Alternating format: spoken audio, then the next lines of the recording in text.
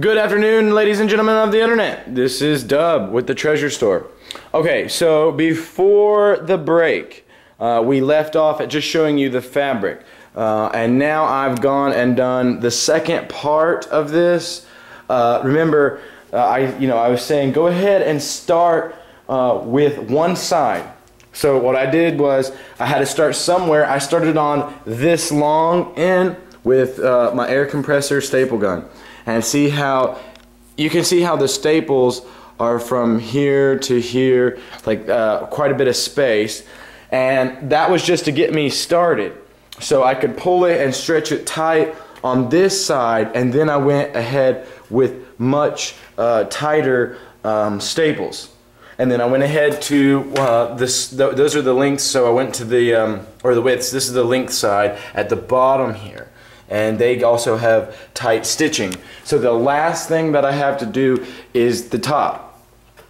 Now I was showing you that I see this white fabric. That's not really a fabric. It's a white white polyurethane foam based packaging supplies that I use. It's made in Germany.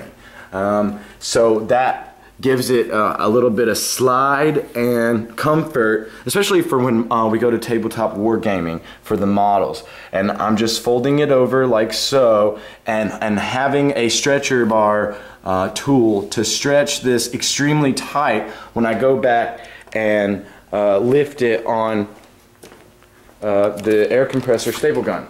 So that way there's no wrinkles or crests in it.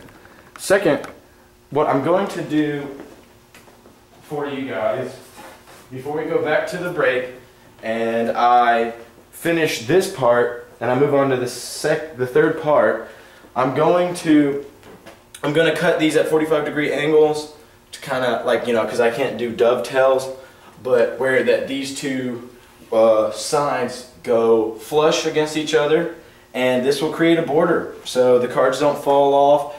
It gives it more of a pleasing aesthetic look. And for models, it's the most important part. The reason why I'm doing this is for the stability and for wargaming models to not fall off. So your key here is you could come off probably a 1/4 inch at the top for if you're planning on more models, or like me, I plan on doing less war games on this table and more card games, so I am going to bring the borders down lower. Second of all, on that note, if you want to stain it and go that far, there's some stains that are pretty good, and it just depends on what kind of finished look you want.